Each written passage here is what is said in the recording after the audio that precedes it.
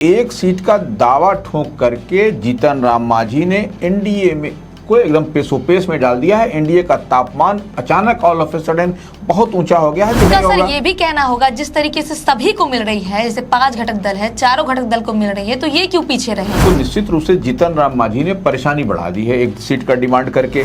तो एक एमएलसी उनको ऑलरेडी उच्च सदन में बिहार विधान परिषद में एक सीट पर पहले से ही काबिज हैं। अब एक दूसरी सीट भी चाह रहे हैं। तो चिराग पासवान की पार्टी लोक जनशक्ति पार्टी मिला उसका जीरो है, वहां पर जीरो है। उनको खाता खोलना है इस बार, उनके पास चुनौती है कि किसको भेजेंगे और खाता खुलेगा। और जीतन राम मांझी जिस तरीके से बात कर रहे हैं और कह रहे हैं कि हम तो आला कमान से बात करेंगे, आला कमान माने सीधे बोल रहे हैं केंद्रीय नेतृत्व में बात करेंगे। लेकिन निश्चित रूप से अब चाह किसके लिए रहे हैं? मतलब सर पूरा देखा जा रहा है कि बिहार विधान परिषद की जो चुनाव होने वाला है, इसमें परिवारवाद चल रहा है सर। नीतीश कुमार के बेटे निशान, उपेंद्र कुशवाहा के बेटे जो ये दीपक प्रकाश, और इसके साथ ही चिराग पासवान के भांजे का नाम सामने आ रहा है। तो आप अभी बता रहे हैं कि जीतन राम मांझी भी जा रहे हैं। बिल्कुल, जीतन राम परिवारवाद देखने को मिल रहा है। चाहे जो है चिराग पासवान की पार्टी में चल रही है कि सीमांत मृणाल पासवान जो उनके भांजे हैं, राबड़ी देवी अपने भाई पे फिर से भरोसा जताएगी। देखिए, लेकिन निश्चित रूप से यह कमिटेड है, सुनील सिंह और मजबूती के साथ हैं। लेकिन एक नाम और साथ में रेस में चर्चा में है जो कि मोहम्मद फारूक का है, जो सिटिंग एमएलसी। अगर यदि मजबूत नहीं हुआ तो भारतीय जनता पार्टी एनडीए का भी ऑपरेशन लोटस भी चल रहा है। अच्छा, यह भी हो सकता है। लोटस का चर्चा तेज हो गया है। ऑपरेशन। नमस्कार, मेरा नाम आभा है और आपने देखना शुरू कर दिया है स्वराज पोस्ट का खास कार्यक्रम पैनी नजर। इसमें आप सभी दर्शकों का बहुत बहुत स्वागत है। देखिए, बिहार में चुनावी बिगुल बज गया है। बिहार विधान परिषद की 10 सीट पर चुनाव होना है, जहां एक सीट पर उपचुनाव होगा। इसी कड़ी में देखिए, अगर गणित समझे तो 9 सीट है। 9 सीट में 3 सीट बीजेपी को, 3 सीट जदयू को, 1 सीट चिराग पासवान को, तो 1 सीट उपेंद्र कुशवाहा को जाएगी और 1 सीट विपक्ष के पास जाएगी। और जो 1 सीट नीतीश कुमार के इस्तीफा देने से खाली हुई है, वो सीट भी जदयू के पास जाएगी। लेकिन कल मांझी जो केंद्रीय मंत्री हैं, उन्होंने बड़ा बयान दिया है। सीधे तौर पे उन्होंने कहा है कि 1 सीट मुझे भी, यानी कि हमको भी मिलनी चाहिए। इसके साथ ही जो है, इसी कड़ी में बातचीत करने के लिए हमारे साथ मौजूद हैं senior journalist Ravi Upadhyay sir. नमस्कार सर। सर, जिस तरीके से देखा जा रहा है कि एमएलसी चुनाव पहले देखा जा रहा था कि सीधे था, ये नॉर्मल था, लेकिन अब पेच फंसता नजर आ रहा है। मांझी दावा ठोक रहे हैं और इसके साथ ही ओवैसी भी तैयार है। कैसे देखते हैं सर इसको? देखिए, सबसे बड़ी बात है ओवैसी की बात तो हम लोग जब करेंगे, जबकि महागठबंधन इंडिया ब्लॉक पर बात करेंगे। अभी हम लोग बात कर रहे हैं एनडीए फोल्ड में, जो निश्चित रूप से जीतन राम मांझी हिंदुस्तानी आवाम मोर्चा के राष्ट्रीय संरक्षक हैं। नरेंद्र मोदी कैबिनेट में वह मिनिस्टर हैं।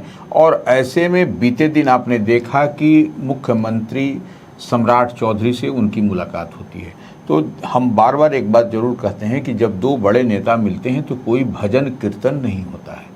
और वहाँ पर जो जीतन राम मांझी, जब सम्राट चौधरी मुख्यमंत्री बिहार, भारतीय जनता पार्टी के कद्दावर चेहरे हैं बिहार में, उनसे जब उनकी मुलाकात हुई तो देखिए 1 to 1 जो बात हुई, उसके बाद जीतन राम मांझी ने पब्लिक डोमेन में प्रेस मीडिया के समक्ष कहा कि वह 1 सीट की डिमांड अपनी रखी है उन्होंने, कि हिंदुस्तानी आवाम मोर्चा उनकी जो पार्टी है जिसके वह संरक्षक हैं, उनकी पार्टी को 1 सीट बिहार विधान परिषद का जो द्विवार्षिक चुनाव हो रहा है। द्विवार्षिक चुनाव कहने का मतलब कि 9 सीट पर रेगुलर चुनाव है, उसी को द्विवार्षिक चुनाव कहा जाता है। और 1 सीट पर जो नीतीश कुमार के इस्तीफे के कारण रिक्त हुई है, उस पर उपचुनाव है। तो ये इन टोटलिटी अगर आप देखिएगा तो 10 सीट है, 9 सीट पर रेगुलर और 1 सीट पर उपचुनाव। तो आप इस बात को समझिए, 1 सीट का दावा ठोक करके जीतन राम मांझी ने एनडीए में को एकदम पेशोपेश में डाल दिया है। एनडीए का तापमान अचानक ऑल ऑफ ए सडन बहुत ऊंचा हो गया है। देखिए, ऊंचा और नीचा कहने का मतलब ये है कि आप हर जो 5 पांडव हैं एनडीए में, जब से 5 पांडव का मतलब भारतीय जनता पार्टी है, जनता दल यूनाइटेड नीतीश कुमार की पार्टी है, आरएलएम है जो उपेंद्र कुशवाहा की पार्टी है, राष्ट्रीय लोक मोर्चा चिराग पासवान की पार्टी है, आपको लोक जनशक्ति पार्टी रामविलास। तो इतनी बात हम लोग देख, और भारतीय जनता पार्टी तो है ही है। हाँ। तो सबको आप इसमें एकोमोडेट कर रहे हैं, सबको आप सीट शेयरिंग में हिस्सा मिल रही है, तो व्हाई नॉट जीतन राम मांझी। और देखिए, जीतन राम मांझी ने जब सम्राट चौधरी से मिलने के बाद एक बात और भी उन्होंने स्पष्टता कर पूरी क्लियरिटी से कहा कि एक सीट मिल जाएगी तो और भी बेहतर कोऑर्डिनेशन एनडीए में होता हुआ दिखाई पड़ेगा। देखिए, एक तरीके से हर बात को अगर आप डिकोड करिएगा, बेहतर कोऑर्डिनेशन, इसका मतलब क्या बेहतर कोऑर्डिनेशन नहीं है, या फिर नहीं देंगे तो बेहतर कोऑर्डिनेशन नहीं होगा। सर ये भी कहना होगा जिस तरीके से सभी को मिल रही है, जैसे 5 घटक दल है, 4 घटक दल को मिल रही है, तो ये क्यों पीछे रहे? बिल्कुल, उन्होंने ये भी कहा कि हमारे कार्यकर्ता किसी से कम थोड़ी है। बिल्कुल, देखिए यही सब बात, देखिए आप राजनीति में अगर बात कर रही हैं, देख रही हैं, समझ रही हैं, तो इतनी बात समझ करके चलिए कि यह एक तरीके से आपको आगाह भी किया जाता है अपने गठबंधन अलायंस के बीच। आप प्रेस और मीडिया से बात कर रहे हैं तो इतनी बात आप पब्लिक डोमेन में कह रहे हैं, इतनी बात समझ कर कि आप बंद कमरे में नहीं हो रही है बात। तो निश्चित रूप से जीतन राम मांझी ने परेशानी बढ़ा दी है एक सीट का डिमांड करके। और देखिए, सबसे बड़ी बात है कि जीतन राम मांझी की पार्टी से आपको 5 सीट विधानसभा के 2025 के विधानसभा चुनाव में वह जीत करके आए, और उन 5 सीटों में आप देखिएगा अगर यदि क्रमवार ढंग से तो कौन कौन जीता है। तो उनकी जो समधन जीती हैं 12 चट्टी से ज्योति देवी, अच्छा दीपा कुमारी जीती हैं इमामगंज से जो उनकी बहू है। तो इस तरीके से कई सारे, अब प्रफुल्ल कुमार मांझी वह भी उनके रिलेटिव ही है जो सिकंदरा से जीते हैं। तो ऐसे में आप देखिएगा कि कई सीट जो आपको उनकी पार्टी से जो 6 सीट मिला था, उसमें 5 सीट जीते थे, वो 1 सीट वो लूज कर गए थे। तो ऐसी परिस्थिति में और एक बात और समझने की जरूरत है, उनके पुत्र संतोष सुमन जो पार्टी के राष्ट्रीय अध्यक्ष हैं, वह भी जो है सो मंत्री हैं सम्राट चौधरी कैबिनेट में, और एमएलसी भी हैं।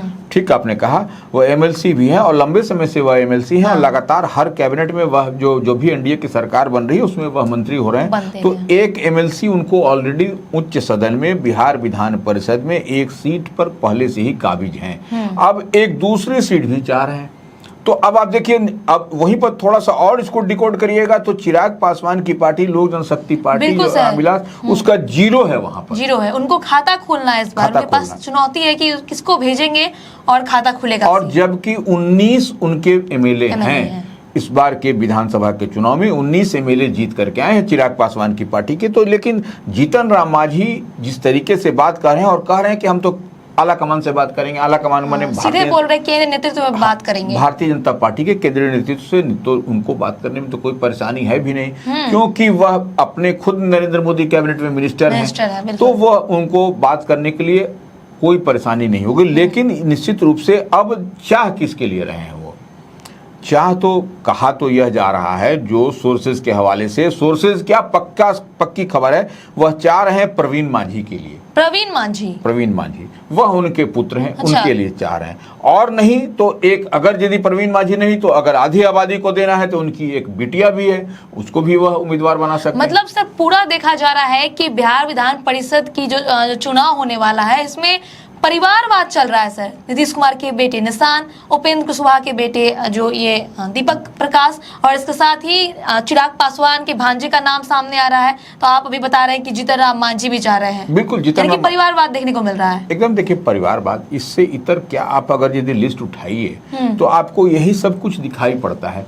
तो आम आवाम जो आपके साथ में मजबूती के साथ बुरे वक्त में लगा हुआ है, वह क्या करेगा, यह देखने और समझने वाली बात है। तो यही देखिए, कहीं ना कहीं आप बात करते हैं, सब लोग लंबा लंबा गोल गोल बात करेगा, इससे इतर, इससे इतर, इससे इतर। तो ये जब तक इससे इतर नहीं होइएगा तो फिर आप जनता को सिर्फ लोक लुभावन वादे करके उससे हट जाइएगा। और देखिए, एनडीए अब इस चीज को भूल गई है।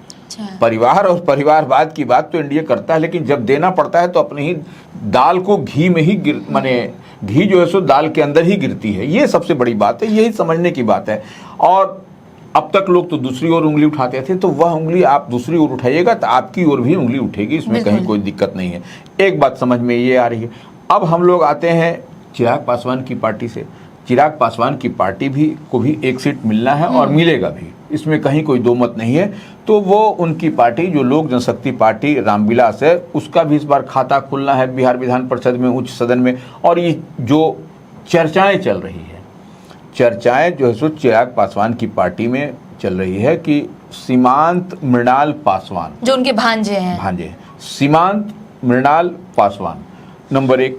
दूसरा एक उनको देने की बात हो रही है कि भाई उनको दिया जाएगा, और एक बात हो रहा है कि हुलास पांडे एक्स एमएलसी भी रहे हैं और उनको दिया जाएगा। तो आप इस थोड़ा सा और इसको डिकोड करिए और समझने का प्रयास करिए, और स्वराज पोस्ट के व्यूअर्स समझे इस बात को। हमारी बात को हो सकता है इत्तेफाक रखें ना रखें, ये अलग मसला है, लेकिन ये बात देखिए 2025 के विधानसभा के चुनाव में सीमांत मृणाल पासवान, जो चिराग पासवान के भांजे कहे जाते हैं, भांजे हैं भी, तो वो जो है सो गरखा से, अच्छा, गरखा जो रिजर्व सीट है, सुरक्षित सीट है, 2025 में चुनाव लड़े और करारी हार का सामना राष्ट्रीय जनता दल से, राजद से उनको हार का सामना पड़ा। और गरखा कहाँ है? गरखा जो है सो सारण छपरा में गरखा पड़ता है, तो वहां से वो हार गए। नंबर 1 बात हो गया। अब देखिए हुलास पांडे, वह भी जो है सो ब्रह्मपुर से चुनाव लड़े, लोक जनशक्ति पार्टी रामविलास की सीट से। आपको सीमांत मृणाल पासवान भी लड़े, हुलास पांडे भी लड़े, वह भी हार गए और यह भी हार गए। और हुलास पांडे को देखिए चुनाव लड़ने से पहले से ही चिराग पासवान ने उनको बड़ी जिम्मेवारी दे रखी है। वह लोजपा संसदीय बोर्ड के बिहार के अध्यक्ष भी हैं। तो सर जो ये दोनों हार गए हैं, नामों की चर्चा तेज है, तो चिराग पासवान इन लोगों को भेजेंगे? देखिए अब यही बात आपने सही कहा, माकूल सवाल है आपका कि देखिए अंदर खाने में चिराग पासवान की पार्टी में एक इसी तरीके से एक निर्णय है। अच्छा। एक निर्णय है कि जिनको हमने 2025 के विधानसभा के चुनाव में उम्मीदवार बनाया और वह हार गए, पराजय हो गए, चुनाव में वह नहीं जीत सके, तो वैसे लोगों को अन्य आने वाले जो भी प्रायोरिटी मिलती है, जैसे एमएलसी का चुनाव या अन्य, उसमें उनको नहीं दिया जाएगा। ये सैद्धांतिक रूप से यह बात हुई थी पार्टी के अंदर। अच्छा। वही बात हम बता रहे हैं कि देखिए अब देखिए सवाल ये है कि ऐसे में आप ब्रह्मपुर का चुनाव हार गए, हुलास पांडे, आप जो सो गरखा से सीमांत मृणाल पासवान हार गए, तो वो अब फिर इनको एमएलसी दे देगा, तो अन्य जो आपके यहाँ पार्टी में जो अन्य चेहरे हैं वह क्या भजन कीर्तन झाल मंडली के लिए हैं कि वह क्या करेंगे?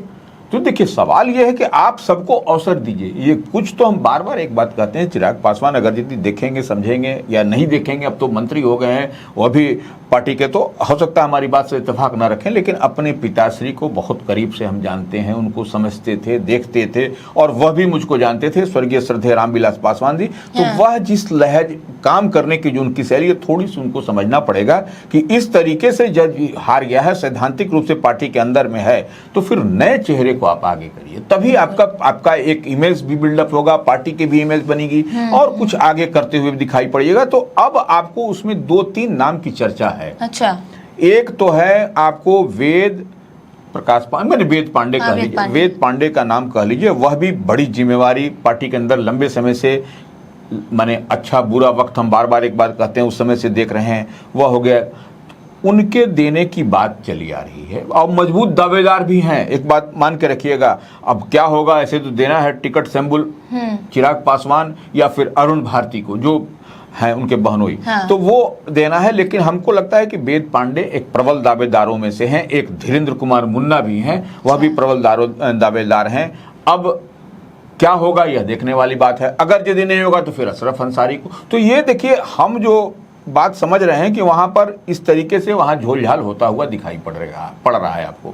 ये देखने और समझने वाली बात है कि किसको वहां से मिलेगा। लेकिन जो बात अब तक डिकोड हम लोग कर पा रहे हैं, जो सैद्धांतिक रूप से जो बात कही कि जो चुनाव लड़े 2025 में उनको नहीं देंगे, तो ये यहाँ पर दिखाई पड़ रहा है। अब देखिए बात हो रही है सर एनडीए की। बिल्कुल। महागठबंधन में अवसर क्या होने वाला है? देखिए महागठबंधन में एक सीट आपको है आरजेडी के खाते में।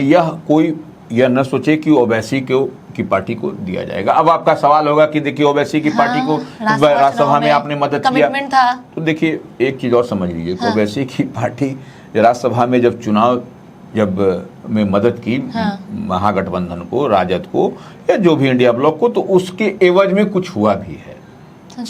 वो अब हमसे नहीं पूछिएगा, वो उसके एवज में हुआ है। तो वो आप ऐसे अगर यदि बात होती ऐसे आप आकर के देते तब एक बात, लेकिन तो वहां पर ये बात स्पष्टता के साथ तो वहां पर नहीं होने जा रहा है। आरजेडी का ही उम्मीदवार होगा और निश्चित रूप से आरजेडी के उम्मीदवार में एक नाम सुनील सिंह का नाम, तेज प्रताप का भी नाम सामने आ जाता है। नहीं, तेज प्रताप ने अपनी पार्टी बना रखी है, उनकी पार्टी है, तो यानी कि राबड़ी देवी अपने भाई पे फिर से भरोसा जताएगी। देखिए भाई निश्चित रूप से आप जैसे कह लीजिए मुंह बोले भाई, तो आप देखिए मुंह बोले भाई मुंह बोली बहन का तो आपने भी देखा कि किस तरीके से स्विच ऑफ करके इधर से उधर चले गए। आपने देखा ना बीजेपी में, वो भी तो मुंह बोली बहन, लेकिन वो हम नहीं कर रहे हैं। लेकिन निश्चित रूप से यह कमिटेड हैं सुनील सिंह और मजबूती के साथ हैं। लेकिन एक नाम और साथ में रेस में चर्चा में है जो कि मोहम्मद फारूक का है, जो सिटिंग एमएलसी हैं, इनके साथ ही हैं। तो देखने वाली बात है कि वह किस पर समीकरण, अपना जो पुराना समीकरण MY मुस्लिम माने यादव का समीकरण पर हैं, या फिर सवर्ण समाज से सुनील सिंह पर ही दाव खेलते हैं, क्योंकि ये इंटरेस्टिंग है। लेकिन कुछ न कुछ यहाँ पर होगा कि अगर यदि मजबूत नहीं हुआ तो भारतीय जनता पार्टी एनडीए का भी ऑपरेशन लोटस भी चल रहा है। अच्छा, यह भी हो सकता है। लोटस का चर्चा तेज हो गया है। ऑपरेशन लोटस आपने देखा कि राज्यसभा के चुनाव में हुआ, बिल्कुल सामने हुआ है, उसमें कहाँ दिक्कत की बात है। तो ये ऑपरेशन लोटस इसमें हो जाएगा, तो ये कोई दिक्कत की बात भी नहीं है आपको। और देखिए सवाल ये है कि अभी तो 1 तारीख से है ही, 1 तारीख से 1 जून से आपको नोटिफिकेशन होगा, आपको नामांकन की प्रक्रिया शुरू हो जाएगी,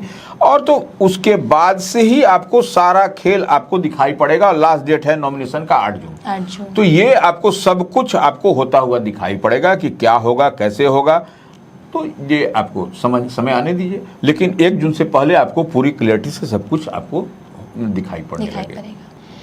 तो सुना आपने रवि उपाध्याय सर ने तमाम चर्चा को लेकर क्या कुछ कहा। वहीं आपको बता दें कि इस बार की बिहार विधान परिषद के चुनाव में जो है काफी घमासान देखने को मिल रहा है और ये काफी दिलचस्प भी होने वाला है। वहीं तेजस्वी यादव के पास बड़ी चुनौती है अपने एमएलए को संभाल के रखने के लिए, क्योंकि जिस तरीके से सर ने बताया कि ऑपरेशन लोटस भी हो सकता है, राज्यसभा चुनाव में देखने को भी मिला था। इसको लेकर और क्या कुछ निकलकर सामने आता है, स्वराज पोस्ट की टीम पर पहुंचाते रहेगी, बने रहिएगा। गोल, जहां 28 वर्षों के सफर में 18,000 से भी अधिक छात्रों ने डॉक्टर एवं इंजीनियर बनकर सफलता की ऊंची उड़ान भरे है, जहां साधारण छात्र भी बिहार एवं झारखंड टॉपर बनकर बड़ा इतिहास बना रहे हैं। दूरदर्शी शिक्षाविद श्री विपिन सिंह के मार्गदर्शन में मेडिकल एवं इंजीनियरिंग के लाखों छात्रों के लिए आशा की किरण के रूप में गोल, द रिजल्ट फैक्ट्री,